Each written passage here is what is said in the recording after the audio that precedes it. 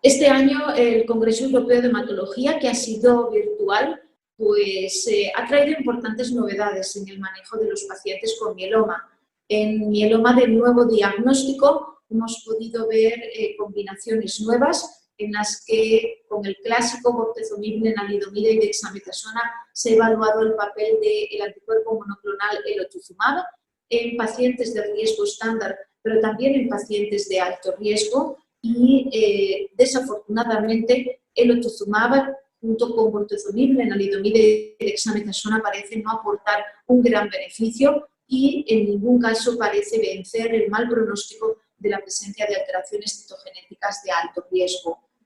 Centrándonos también en pacientes de alto riesgo, ha habido otra presentación con otra combinación diferente, carfilzomib, lenalidomida y dexa, es decir, nos movemos hacia el inhibidor de proteasoma de segunda generación en combinación con isatuximab, anticuerpo monoclonal frente a CD38. Y esta combinación, aunque los resultados son preliminares, parece bastante atractiva y veremos con más seguimiento si realmente para los pacientes con alto riesgo nos tenemos que ir hacia estas combinaciones cuádruples que incluyan el inhibidor de proteasoma de segunda generación junto con el anticuerpo monoclonal anti-CD38. En pacientes mayores no candidatos a trasplante tenemos los datos de un estudio evaluando ixazomib como mantenimiento en pacientes que han recibido un tratamiento de inducción basado en inhibidores de proteasoma, inmunomoduladores o combinación de ambas, pero los pacientes se randomizan a ixazomib versus placebo. Ixazomib como mantenimiento tiene su valor porque es capaz de prolongar la supervivencia libre de progresión de estos pacientes a costa de un perfil de toxicidad muy aceptable y desde mi punto de vista pues pone en contexto cómo podemos utilizar el inhibidor de proteasoma como mantenimiento y abre además la puerta a la posibilidad de ser combinado con fármacos inmunomoduladores o los anticuerpos monoclonales. En las recaídas se han presentado diferentes actualizaciones de muchos estudios. Yo destacaría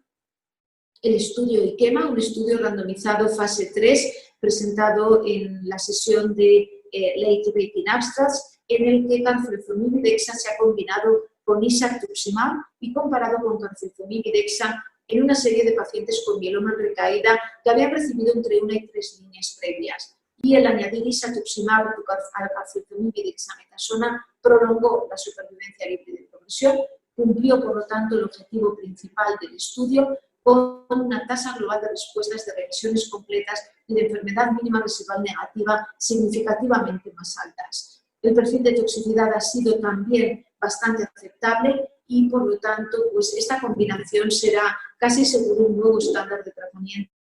para los pacientes con mieloma. Y también en estas fases de recaídas, pero diríamos recaídas más precoces, otra combinación es selinexor en combinación con bortezomib y dexametasona. Selinexor es un inhibidor de la esportina 1 que en combinación con bortezomib y dexa nos ha demostrado de nuevo prolongar la supervivencia libre de progresión frente a bortezomib y dexa solo, con un beneficio más evidente en los pacientes mayores, en pacientes que habían sido tratados con fármacos inmunomoduladores previamente y un efecto muy evidente en pacientes con deleción del 17p, que es una alteración citogenética de mal pronóstico, por lo tanto, pone en contexto cómo este fármaco merece ser investigado en este grupo de pacientes que para nosotros representa una necesidad médica no cubierta porque sabemos que son pacientes de alto riesgo. En fases ya más avanzadas de la enfermedad, pues tenemos BCMA como una nueva diana, la cual podemos atacar a través de belantamab mafodotin, anticuerpo monoclonal conjugado, que se han presentado actualizaciones de diferentes estudios en pacientes con un cierto grado de insuficiencia renal o pacientes con citogenética de alto riesgo, pero fundamentalmente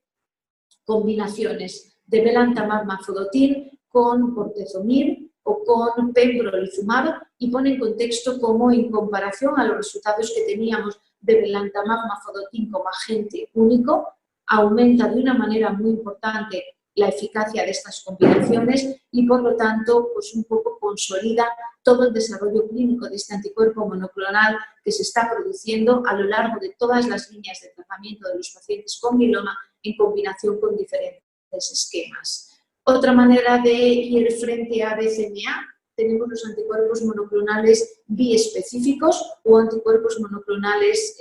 duales, que lo que hacen es ir dirigidos contra BCMA, pero al mismo tiempo enganchar a los linfocitos TCD3 para llevarlos directamente al tumor, que se activen, liberen citoquinas y maten a las células plasmáticas. Y se han presentado 2 estudios con resultados también muy prometedores. Hablamos de pacientes que habían recibido al menos 6 líneas de tratamiento y en esta situación una proporción importante de pacientes responden, que supera el 70 y casi el 80% de los pacientes, con algunos de ellos alcanzando respuestas de alta calidad y con un perfil de toxicidad bastante aceptable. Y junto con estos anticuerpos monoclonales biespecíficos, frente a BCMA tenemos la última opción, que son los linfocitos TCAR. Y se han presentado también algunos datos, por ejemplo, del estudio KARMA, que es un estudio pivotal realizado en 128 pacientes con mieloma recaída después de 6 líneas de tratamiento, y otro, el CARTITUDE, también en 29 pacientes con mieloma, todos ellos también tras una mediana de 5 líneas de tratamiento. Estos linfocitos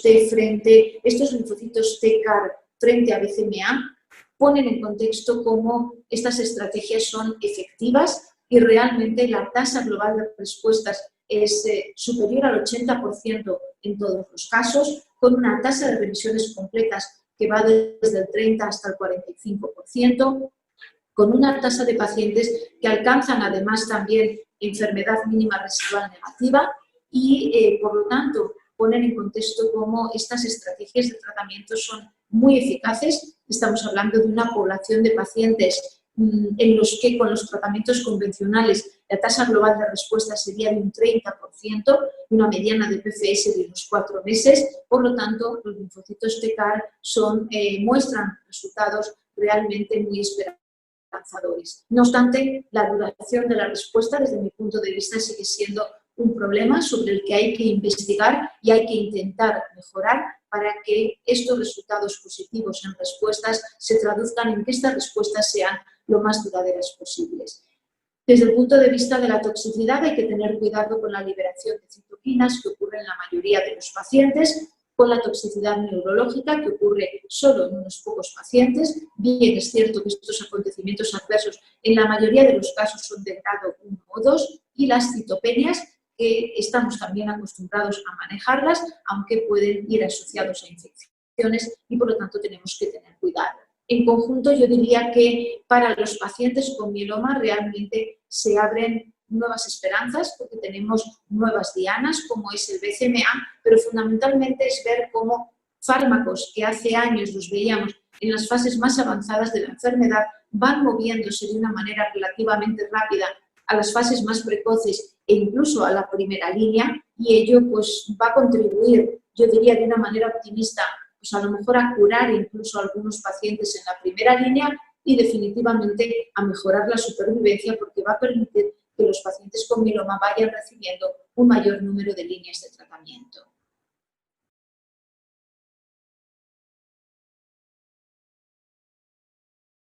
Teclistamab es uno de los anticuerpos monoclonales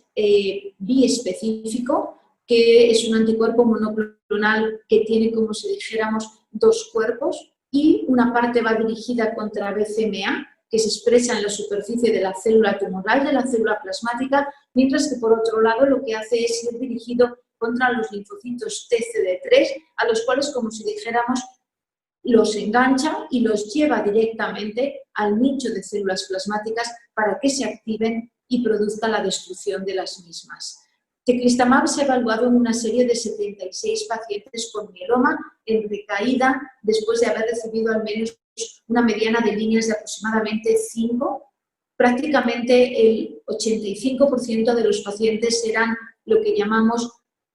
triple refractarios, lo que significa que los pacientes eran refractarios a los inhibidores de proteasoma, a los fármacos inmunomoduladores y además también a los anticuerpos monoclonales anti-CD38. Y la práctica totalidad de pacientes fueron refractarios a la última línea de tratamiento. Estos pacientes, por lo tanto, tenían muy pocas opciones de tratamiento o prácticamente ninguna opción de tratamiento. Teclistamab se ha evaluado en un estudio fase 1, lo que significa que los pacientes han ido recibiendo diferentes dosis, se empieza con dosis muy bajitas y se van aumentando. Se empezó a ver ya eficacia desde la cohorte de pacientes que empezó a recibir alrededor de 38 microgramos kilo, pero realmente cuando nos centramos en la proporción de pacientes que recibían la dosis más alta, la tasa global de respuestas es de casi un 70%, con un 50% de pacientes que alcanzan muy buena respuesta parcial. Además, si nos centramos en los pacientes que responden, vemos cómo hay una proporción importante de pacientes que corresponden a esos que eran refractarios a las 3 clases de fármacos e incluso algunos pacientes eran lo que llamamos pentarefractarios, es decir, refractarios a bortezomib, carfilzomib, lenalidomida, pomalidomida y daratumumab. Por lo tanto,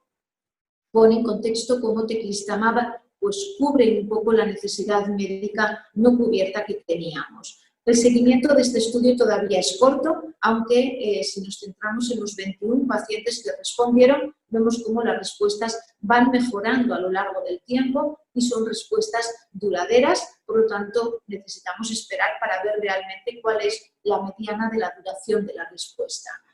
Desde el punto de vista de la seguridad, es un fármaco aceptable. El 56% de los pacientes desarrollaron el síndrome de liberación de citoquinas como consecuencia de la liberación de todas las citoquinas por parte de estos linfocitos T activados. Si bien es cierto que fue grado 1 o 2 en todos los pacientes, ningún paciente hizo síndrome de liberación de citoquinas grado 3-4 y además en este estudio los pacientes reciben unas dosis iniciales más bajas antes de recibir la dosis completa, que sería la primera dosis del ciclo 1, lo cual permite que los pacientes hagan este síndrome de liberación de citoquinas de una manera anticipada, con unas dosis más bajas y, por lo tanto, más fácil de controlar.